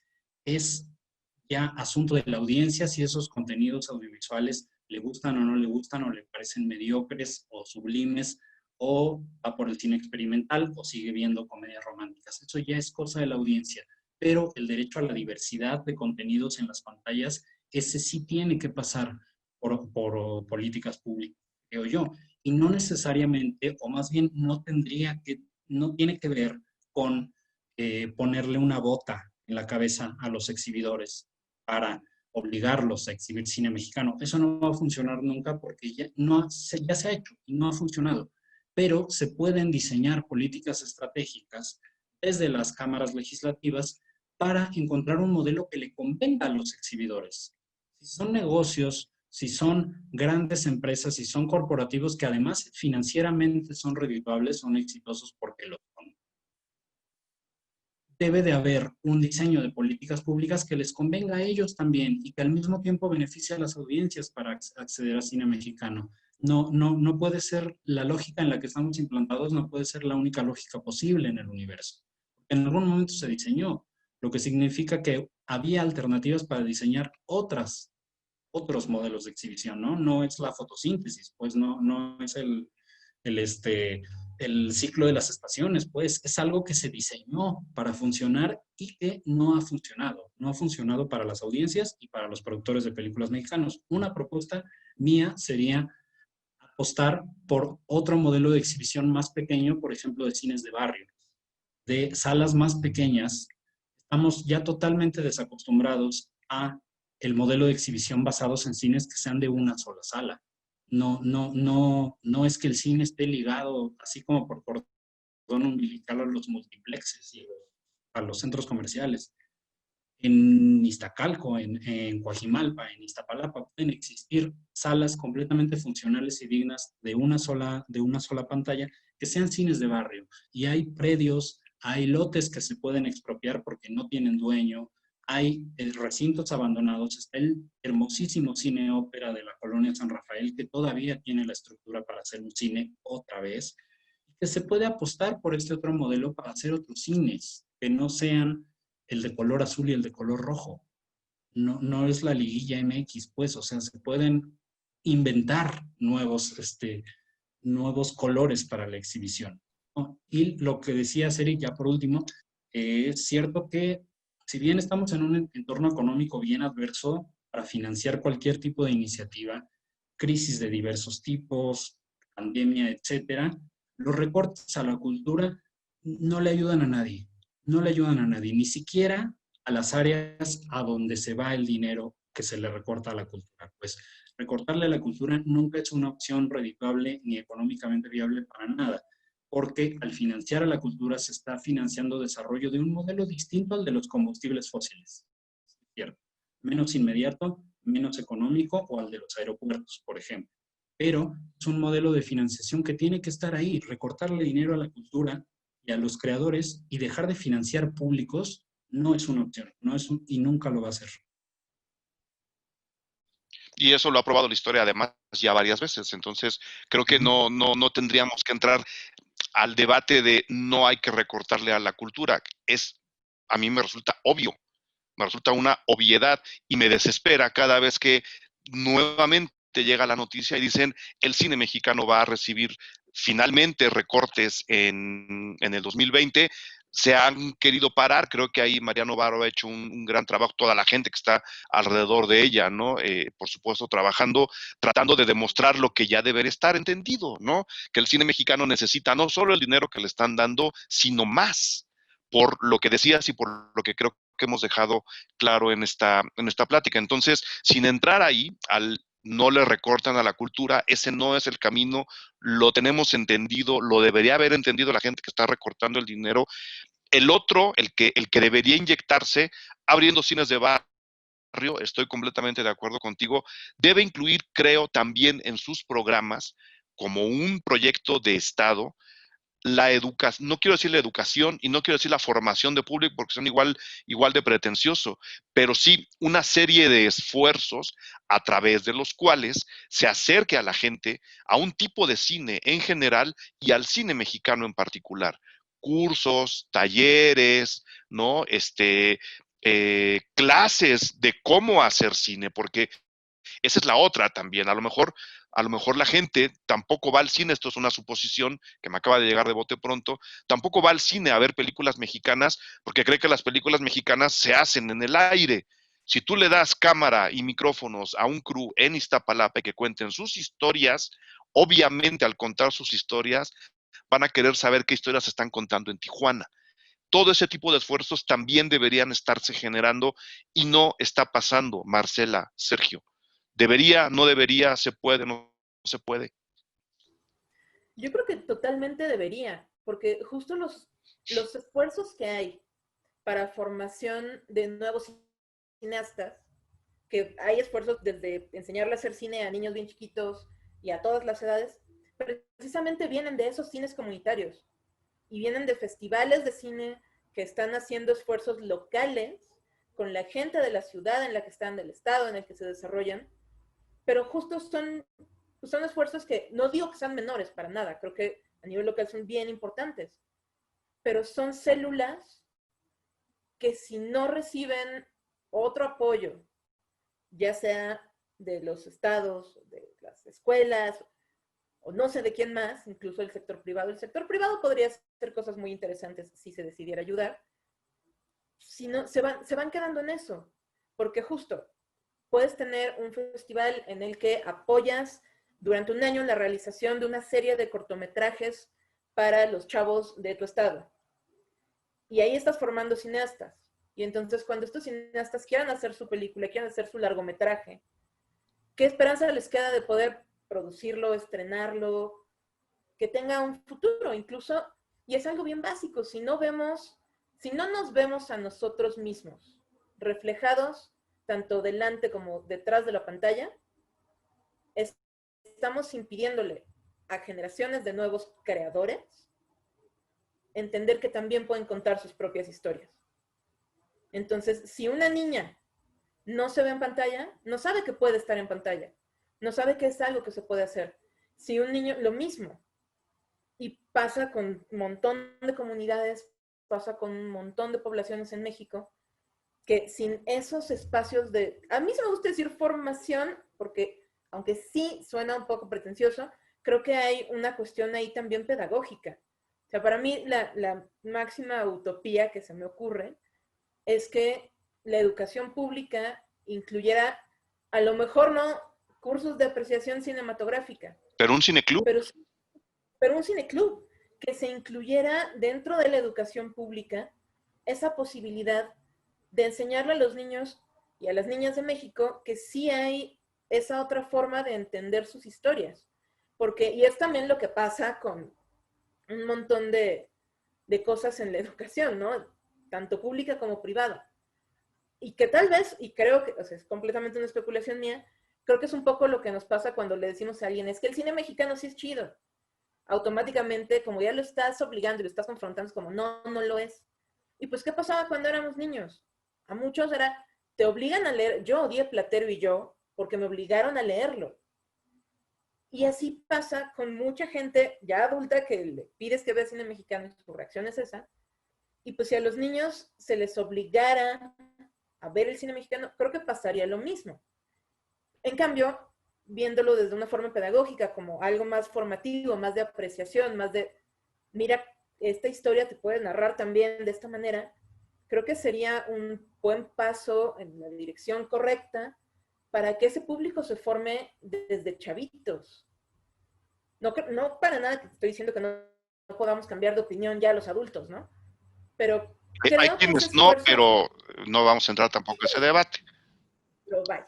Sí, para mí sería una utopía maravillosa que tuviéramos como parte de la educación pública, como parte del libro de lecturas de la SEP, tuviéramos también ahí un espacio para entender al cine como un medio narrativo y no solo como este medio artístico que muchas veces se tiene ese prejuicio. Es también un medio narrativo, sí tiene una función de entretenimiento. Hay películas que son muy buenas, que son completamente entretenidas, que tienen historias sencillas y que no por eso tienen menor calidad. O sea, para mí el ejemplo perfecto de eso es Sopladora de Hojas, que siempre que puedo le digo al mundo que la vea, porque es eso, es una película bien hecha, que tiene una historia sencilla y que te sirve tanto para llegar y entretenerte como para tener un momento introspectivo de tu propia vida. Claro, lo que dice Marcela, Sergio, creo que es un poquito lo que yo también quería plantear. Obviamente la mesa es de ustedes. Hay que enseñarle a la gente a hacer las herramientas, a controlar las herramientas, a hacer narraciones audiovisuales. Eso evidentemente nos va a acercar al cine y en un mundo lleno de esperanza, donde ahora sí me quiero ubicar, al cine mexicano. Pero creo que el otro lado también tiene que estar muy presente, Sergio. Acercar a la gente al cine mexicano y al cine de calidad en general a través de cursos de formación, a través de introducciones al lenguaje cinematográfico, de apreciación cinematográfica, las historias del cine mexicano, un repaso que tanta falta nos hace de la época de oro del cine mexicano, que rompería de entrada el primer prejuicio con el que empezamos. Es que el cine mexicano fue bueno y el de ahora no es malo. Pues niños y niñas, el cine mexicano de la época de oro tiene tantas sombras que si hacemos un análisis discursivo de él, no quedaría ni el polvo, ¿no? Pero técnicamente era una maravilla. Hay que empezar a decirle a la gente que el cine no se puede medir solamente también a través de lo que está bien hecho y mal hecho, porque era mucho de las quejas de ayer. Es que el cine mexicano está mal hecho. Claro, y Transformers está bien hecha, ¿no? Vamos a explicarle a la gente también qué es, si de veras se puede considerar una película a través de lo bien hecho y lo mal hecho. Esos otros cursos, esas otras formaciones creo que son igualmente importantes, Sergio. Ahí, me escucho. Sí. Ahí te escuchamos. Ahí me escuchas. Es que eso empieza, y estoy completamente de acuerdo con los dos, pasa por entender el cine también como lenguaje que participa de la vida, en interacción con otros lenguajes, con el lenguaje de la música, con el lenguaje de los sentimientos, de las emociones, de la adolescencia, de las catarsis, del aburrimiento. El cine es un lenguaje que comunica con todas las áreas de experiencia de la vida y en ese sentido sí puede entrar en un ángulo de formación, también me voy a permitir la palabra, o de fomento, pues, del público. Sensibilización del público. Sensibilización del público desde una edad temprana, porque sí es cierto lo que dice Marce, o sea, nosotros sí ya estamos corrompidos para algo, nosotros ya crecimos y sí ya es muy difícil que después de cierta edad le convenzas a alguien de 30, 40 años que a lo mejor en vez de entrar a ver Transformers 17, puede entrar a ver Sopladora de Hojas y convencerlo. Pero la única relación que tenemos entre el cine y la educación o la escuela es que cuando no iba el maestro te ponían una película. O sea, eso es la única relación que tenemos del cine como presencia educativa dentro de un plantel, ¿no? Ahora están muchísimas otras opciones, cines itinerantes, que es una tradición que se perdió y que los cineclubes comunitarios, los cines de barrio, los cines efímeros, esto que brevemente resucitó Roma, ¿no? Con su modelo de distribución tan experimental, es algo que se puede hacer con cualquier película. O sea, para que suceda eso a nivel sociológico, a nivel demográfico, la película no la tiene que dirigir Alfonso Cuarón, no tiene que estar Yalitza Aparicio ahí, ni tiene que haber ganado el León de Oro en Venecia. Pues se puede replicar el mismo modelo con cualquier película mexicana y a ver qué pasa. Entonces, sí, yo creo que sí se puede. Es una cuestión de sensibilización y de ampliación de la oferta, de la diversidad de la oferta. Y de dineros, ¿no? Porque eso no se puede hacer sin apoyos, ¿no? Hay mucha gente que arriesga su propio capital por una sala comunitaria o por un proyecto, como dices, de cine efímero. Si hubiera programas gubernamentales para apoyar, yo creo que lo que se recoge va a ser inmensamente mayor a lo que se siembra. Tengo aquí algunos comentarios que les quiero leer para ver si pueden o quieren responder algo. Hemos comprado, bueno, lo que decíamos hace rato, hemos comprado la idea del cine, dice Carlos Altafonte, como experiencia compleja y se ha abandonado la idea del cine por la historia. Pues sí, sensibilizar. Necesitamos de nuestra parte, o sea, eso sí nos toca a nosotros como frente, necesitamos sensibilizar a la gente y decirle, hay un espectáculo visual que te puede dejar callado 2 horas, adelante, pero si ves lo que hay debajo, a lo mejor no está tan lleno. Te ofrezco sopladora de hojas para que veas como con algo menos elaborado a nivel visual, o menos barroco a nivel visual, porque sopladora de hojas tiene su onda, te va a dejar internamente mucho, mucho más satisfecho. Y aquí meten el tema del TEMEC, Pablo Olvera, a propósito de empujar políticas públicas que apoyen la industria cinematográfica nacional para abonar a la discusión. Se podría empezar por debatir las cláusulas de ese sector en el cuerpo del nuevo TEMEC, que ha sido un tema que se ha tratado en las mesas de discusión del IMCINE, que están además, la gente las puede checar, están alojadas en el canal de YouTube del Instituto Mexicano de Cinematografía. Pueden checar lo que se ha discutido por la propia gente que está haciendo cine en este país sobre los pros, los contras, no solo del TEMEC, sino de todos los recortes con los que se ha amenazado al cine mexicano en lo que va del año, ¿no? Que de nuevo, creo que por ahí, ya lo dejamos claro, no va la cosa. ¿Quisieran agregar algo, Sergio, Marcela, que se nos haya escapado? Ya vimos que hay muchos frentes, la invitación es al público, por supuesto, a que se quiten el prejuicio, ¿no? De que cumplan su parte de responsabilidad, como decía Sergio, y vayan a ver lo que su propio país está produciendo. ¿Por qué? Porque es parte de la memoria histórica que el cine, como industria, grande o chica, a veces avanza, a veces no, está generando. Y tres, porque el cine mexicano tiene ahora un nivel de calidad que ha buscado a lo largo de mucho tiempo y que finalmente se está logrando. Si no vemos ese cine, nos estamos quedando con la mitad de las respuestas que le podemos encontrar a este país, como espectadores, quiero decir. ¿Quieren agregar algo, Marcela o Sergio? Sí, ahorita que mencionas justo, no sé, por ejemplo, en tanto el cine de oro, la época de oro del cine, no sé si eso lo tenemos precisamente, porque no hemos tocado el tema de la exhibición de cine mexicano en televisión abierta. Échale. Por ejemplo, o sea, una revisión histórica nos lleva a esa lomita de la época de oro, luego al abismo tremendo que hubo de calidad y de producción, o sea, en cantidad y calidad durante muchos años, y luego otra vez esta lomita del nuevo cine mexicano, que dejó de ser nuevo cine mexicano hace como 10 años o más. Y que ya había habido otros nuevos cines mexicanos, ¿por qué no? Ya vamos como en el nuevo cine, novísimo cine mexicano. Pero novísimo. No sé también si hay es que, digo, me encantaría saber, por ejemplo, el promedio de edad de estas personas que nos estuvieron comentando en Twitter o que nos dicen en general en la vida que el cine mexicano es malo y es basura y bla. Porque yo conozco mucha gente de mi edad que si a mí me dieran 10 pesos decía yo en Twitter, ¿no? Si me dieran 10 pesos por cada vez que alguien de mi edad me dice que el cine mexicano es malo, pensando que solo existen 3 comedias románticas en todo el año, ya podría financiar una sala de cine comunitario para mi barrio. Pero no sé si tenga que ver esa cuestión de edad, porque nuestra generación creció viendo las películas del cine de oro en teleabierta. Y por muchos años fue lo único que se transmitió en la tele abierta, en la tele que llega masivamente a las personas de cine. Porque las películas más complejas o con una óptica distinta de México, más bien las veíamos como en canales cuyo alcance es bastante menor que esos otros canales. O sea, podíamos ver películas bien interesantes en el 22 y en el 11, pero en otros canales no. Entonces, no sé si haya algo que ver ahí en por qué hay esa resistencia al cine mexicano como una forma de entretenimiento incluso.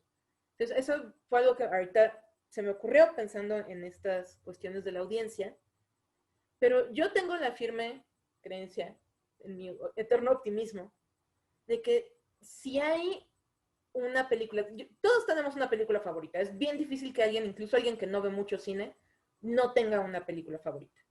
Yo estoy segura de que a cada persona que nos diga es que el cine mexicano es malo y le preguntemos su película favorita, podríamos encontrar una película mexicana que le hable en lo que le habla a esa otra película que le gusta.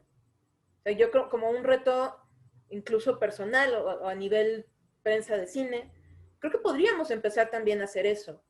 Como, ¿te gusta tal película? Podría gustarte también esta otra película.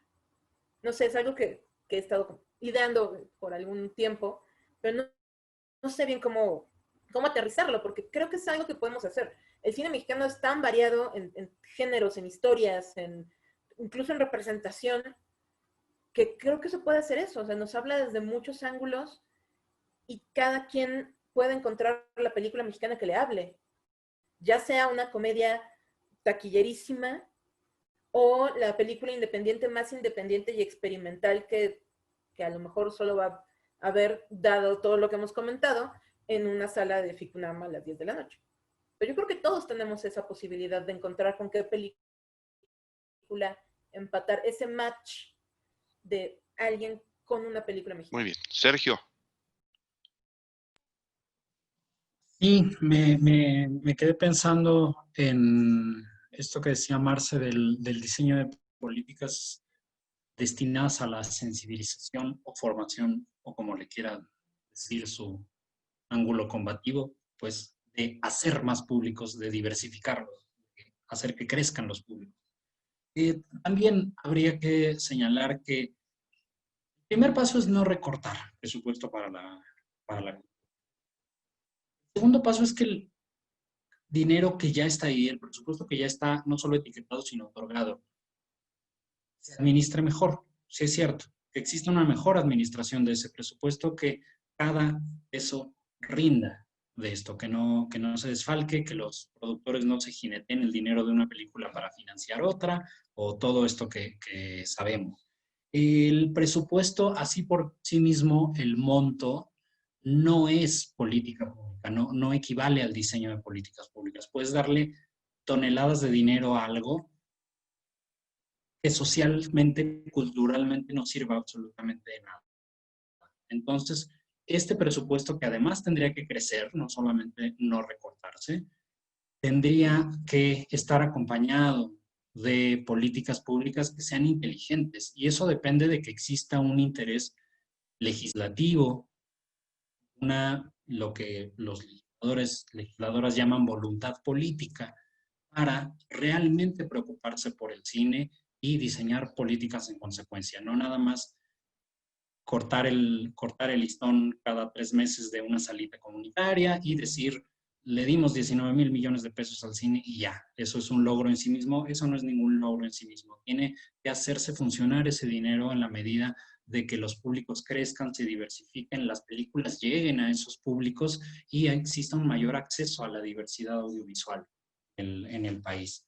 Por el otro lado, de nosotros, de la prensa de cine, de quienes nos dedicamos a comunicar en los medios sobre el cine, también tenemos la responsabilidad, creo yo, de construir puentes. El cine es algo históricamente construido como a 4 manos entre 2 élites distintas, entre la élite de los creadores, de quienes hacen cine, que es una especie de Olimpo ahí en la cima, un poco inaccesible o muy inaccesible para el público en general, y la otra élite, que es la que consume el cine que consideramos de calidad, el público reducido de nicho que asiste a festivales, que sabe que están dando en la Cineteca, que se puede comprar una película de Criterion, que tiene idea de quién es Carlos Reigadas, ¿sabes? Este tipo de público que es pequeñito y que no crece. Creo que la labor comunicativa de nosotros tendría que ser una construcción de puentes desde esas 2 élites, desde esos 2 castillos así como de Drácula en la cima de la montaña, hacia el resto de los sectores sociales, porque hay un derecho a la información ahí también. Hay un derecho a la información sobre el cine, sobre lo que se está haciendo, y un público potencial de Sopladora de Hojas, por ejemplo, nunca va a llegar a ver Sopladora de Hojas, aunque la tenga en el mismo navegador que su Google, o sea, en Filmin Latino. Con que solamente pueda teclear y verla, el 92% del público mexicano no va a teclear para verse Sopladora de Hojas porque no tiene ni idea de que ese cine existe. Entonces creo que esa es una responsabilidad comunicativa de nosotros y eso. Pues bueno, ahí estarían, pues digo, mezcladas entre nuestras últimas opiniones, estarían prácticamente las conclusiones, ideas, ¿no? Carta de deseos al universo cercano para tratar de empezar a maquinar algo mucho mejor para el cine mexicano en el presente y en el futuro, que repito, es necesario desde un proyecto de Estado tener una industria cultural fuerte y sólida. En esa industria cultural está el quehacer cinematográfico, tanto la gente que hace películas como la gente que las promueve o las acerca a la gente que eventualmente las va a consumir, y eso es un círculo virtuoso que nuevamente no va a reflejar números en el Excel, los va a dar en otro lado, el error, creo que lo decía Sergio, el error está creer que decir, ahí está el dinero, cuánto va a regresar y cómo se va a usar y cómo lo voy a presentar en mi reunión de fin de año, es justo ese, pensar que así funciona la cultura. La cultura no funciona así y deberíamos también de quitarnos eso de la cabeza. Entonces, ahí estarían, yo creo que las pequeñas conclusiones. Por ahí alguien decía que el ejercicio de la Semana del Cine Mexicano era bueno. Yo creo que salimos un poco de eso y dijimos, necesitamos una política más amplia todavía. Decía Grecia Cruz, lo de la Semana del Cine Mexicano. Sí, es buena idea, pero son justo las cuotas que creemos no deberían imponerse de esa forma. Ese programa debería estar presente de otra manera. Y pues, haciéndole caso a Marcela, Carlos Altafonte dice, mi película favorita, a la México Challenge. O sea, armar también ese tipo de dinámicas con la gente. Si ya no hay preguntas, si ya no hay comentarios, creo que ahí dejaríamos la plática de esta tarde. Por supuesto, una vez subida esta plática a los canales de la Cámara, pues seguiremos revisando los comentarios y claro, en nuestras redes sociales, que ayer se hicieron universales debido al debate entre la gente que dice que el cine mexicano por default es malo y nosotros que creemos que es todo lo contrario. Yo, de hecho, entre cine bueno y malo cada vez veo una división mucho más borrosa, ¿no? No, de nuevo, creo que si nos educamos el ojo o nos deseducamos de lo que Hollywood nos ha dicho que es, especialmente los últimos 15 años, podemos empezar a apreciar al cine desde otro punto de vista. Entonces, por ahí dejaríamos la plática esta tarde, pero hay un anuncio antes de cerrar, entonces le dejaría los micrófonos a ti, Edalid, para dar el anuncio antes de cerrar esta plática. Sí, Eric, muchas gracias. Gracias por su plática, muy interesante, todas las propuestas. Yo me voy a dormir tranquila hoy porque ya me confirman que hay buen cine mexicano. Les platico que la programación de Cineteca de San Lázaro, el 70% de lo que programamos es mexicano, ¿no? Y hemos tenido muy buenas películas aquí, entonces los invito para que sigan las redes. Hablaban de Filmin Latino, que es que ahorita nos ha cobijado a la Cineteca de San Lázaro, permitiéndonos compartir, ¿no?, los enlaces de sus películas.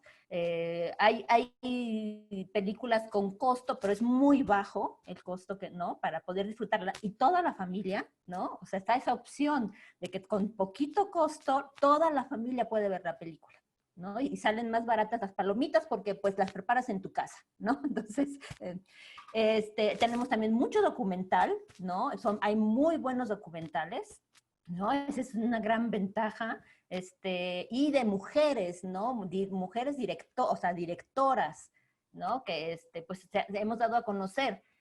Ahorita les quería platicar que tuvimos, por ejemplo, la visita, presentamos unas películas de la Muestra Internacional de Mujeres en el Cine y la Televisión 2019 que programamos, y tuvimos la película Antes del Olvido, aquí Asfixia, La caótica vida de Nada Kadik, la presencia de Iria Gómez. Ella presentó su película y nos estuvo platicando, pues como mujer directora, ¿no? Todo lo que ella ha pasado en su vida profesional, ¿no? Por ser mujer, ¿no? Entonces sería también muy interesante después plantearlo en otra charla, ¿no? Las dificultades que las mujeres tienen para producir, ¿no? Para producir arte. Entonces, bueno, también las propuestas de Sergio sobre las políticas culturales, las políticas públicas, creo que este es un buen lugar y espacio para hacer propuestas. Esperemos lleguen, ¿no? A las personas correspondientes. ¿No? Aquí estamos, nosotros aquí estamos. Si es para pedir, aquí estamos. A mí me pusieron en el ruedo, dije, ahí viene el toro, pues. Perfecto, muchas gracias. Hablaba sobre Sergio, proponer cine en los barrios, ¿no? Nosotros tenemos una propuesta, yo espero que el próximo año se cumpla, llevar la Cineteca de San Lázaro a los barrios, estábamos pensando en en la alcaldía de Venustiano Carranza, que está muy cerca de la cámara, y la de Iztacalco, ¿no? Llevar toda la infraestructura, llevar sillas, llevar el proyector, buscar al cinéfilo del barrio, ¿no? Que se comprometa a buscarnos una casa que tenga un muro blanco para poder nosotros ahí proyectar. Es que es todo lo que necesitas. Es todo lo sí, que... o sea, y esa propuesta que la teníamos, pues se quedó ya en el tintero por todo esto de la pandemia, ¿no? Pero yo tengo muchas ganas de sacar el cine a los barrios, ¿no? Buscar al cinéfilo del barrio, que no, te digo, que se comprometa a buscarnos un muro blanco, una casa, que tenga un garage y ahí proyectar una película, ¿no? Para que pues todos tengan acceso gratis, por supuesto, y también llevar gratis las palomitas, ¿no? O sea, eso también yo creo que sería un buen, jale, ¿no? Para que jalara a la gente, ¿no? A ver las películas.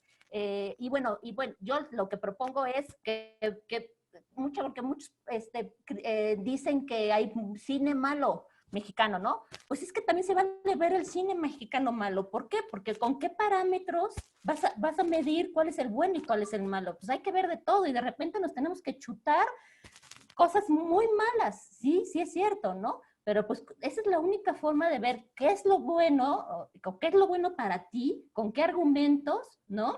Es bueno, cómo lo vas a considerar bueno o malo, ¿no? Entonces, pues, en realidad hay que ver, yo pienso, hay que ver de todo, ¿no? Y entonces pues ya elegir, ¿no? Y después ya eliges y ya defines cuál es bueno y cuál es malo para ti, ¿no? Entonces, bueno, pues esos serían mis puntos. Perdón, quería aprovechar en la plática, yo quería meterme, pero dije, no, mejor hasta el final, me resguardo y hasta el final. Y sí, esa es una noticia, estoy muy contenta porque pues, la disponibilidad de Eric, ¿no? De acompañarnos en este transcurso, te digo, de etapa, de este nuevo ciclo de la Cineteca de San Lázaro, y es que pues tenemos un curso que anunciar para el público general que se interese, quisiera adentrarse a este mundo del cine. Martita, no sé si nos puedes por favor compartir la postal. Y pues es un curso completamente gratuito. Eric, por favor, si quieres tú coméntalo, que tú vas a ser la persona que lo va a impartir. Claro, era pues hablando justo de la necesidad de sensibilizar a la gente, de hacerle perder quizá el miedo a acercarse a películas que considera complejas o, como decía Marcela, artísticas. Pues diseñé un curso de introducción al lenguaje cinematográfico que, como digo, siempre que hay que hablar de cine, entender cine y meterse en las entrelíneas de las películas, son cursos, y por eso usé la palabra sensibilización hace rato, son cursos en donde lo único que se demuestra es que ustedes ya saben ver cine, saben ver buen cine, pero no se han dado cuenta. Entonces, la lista de sesiones que vamos a tener, que son 9, cada una de 2 horas, es un curso de 18 horas, nos va a llevar justo saltando de una herramienta a la otra para ver cómo están hechas las películas, cómo hablan con nosotros y cómo nosotros las entendemos. Y por qué a veces unas películas parecen contar más que otras, tener un mensaje extra, ¿no? Que no es nada más el de la anécdota, el de la historia de Caperucita Roja que cruza el bosque, sino que hay una serie de vapores que salen de la suma de las herramientas que hacen que nosotros comuniquemos y comamos a través del alma de las películas. Entonces, es un curso que, repito, está dividido en 9 sesiones.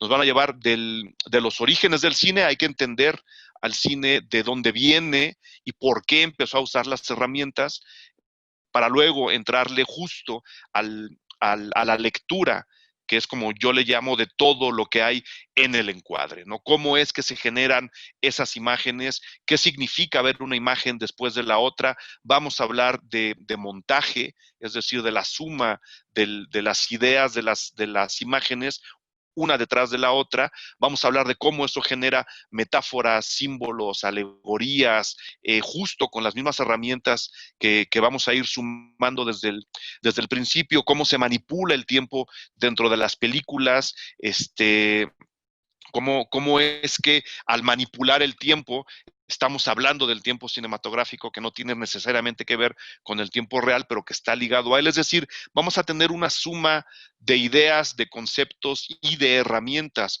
con las que se hace el cine para entender a las películas desde un punto de vista distinto. Repito, no es que esto sea para especialistas, es justo todo lo contrario. Estamos justo en una época en donde todo mundo está ya educado audiovisualmente. Lo que hay que hacer es darnos cuenta cómo es que estamos consumiendo audiovisualmente estos discursos audiovisuales para entonces poder empezar a exigir mejores discursos audiovisuales sabiendo lo que cada uno nos está diciendo. Entonces, el curso va justo por ahí, ¿no? Entender a las películas desde dentro, no cómo se hacen, sino cómo platican con nosotros. Cómo es que decide un autor, un director, un fotógrafo poner primero una imagen y luego otra, y en lugar de esa, no poner otra. Cómo es que un fotógrafo decide inclinar la cámara o subirla, por qué, para qué y qué efecto tiene en nosotros. Conociendo esos efectos, conociendo esos hilos que nos comunican con lo que la película está contando entre líneas, creo que ustedes van a llegar a un nivel de inspiración, que es justo el objetivo del curso, para poder empezar a disfrutar las películas todavía más cerca del hueso, ¿no? Es acercarnos a la carne que está todavía más cerca del hueso para que encuentren mucho, mucho mejor sabor en cualquier película que vean, que eso yo creo lo interesante, o por lo menos es lo que yo considero hacer interesante de este tipo de cursos. Todas las películas, absolutamente todas, utilizan los puntos que vamos a ver en cada una de las sesiones de este curso. Todas. No hay una que no las use. ¿Por qué unas las consideramos mejores que otras? Justo ahí está la carne a la que los quiero acercar en el curso que va a ser en línea, que quede muy, muy claro, de introducción al lenguaje cinematográfico. Público en general. No crean que esto es para especialistas. Es para público en general. Todo mundo vemos cine. Nomás hay que darnos cuenta de que ya sabemos ver cine. Ese sería el curso. Así es. Entonces, pues a partir de hoy ya empieza la difusión, por favor, en la red social de Facebook del Museo Legislativo. Se va a compartir la postal y se va a compartir un link donde pueden ver todo el programa para que estén más enterados, todo el temario y la forma de inscribirse. Es muy fácil, o sea, lo único es pedir su solicitud para inscribirse al curso, no hay más, ¿no? Marta Martínez, que es la persona que va a recibir los correos, pues ya nos estará confirmando a finales de la próxima semana, pues las personas inscritas, ¿no? Sí, porque Totalmente empezamos el 21 de este mes. El 21 de septiembre, así es, el 21 es de 5 a 7. Son lunes y miércoles. Entonces, pues, muchas gracias Marcela, Sergio, Eric, les agradezco muchísimo que hayan aceptado la invitación. Pues seguiremos por aquí trabajando, trabajando por el cine y por la cultura en este país, ¿no? Entonces, pues les agradezco muchísimo al público que estuvo en la transmisión en vivo con sus comentarios, con sus likes, que nos compartieron. Entonces, les agradezco muchísimo. Nos vemos en la próxima y hasta pronto a todos. Gracias y les agradecería si comparten esta postal para que les llegue a la mayor gente posible, ¿no? Y aprovecha esta oportunidad de este curso con Eric Estrada. Muchas gracias a todos y buenas tardes. Bonito fin de semana para todos. Gracias.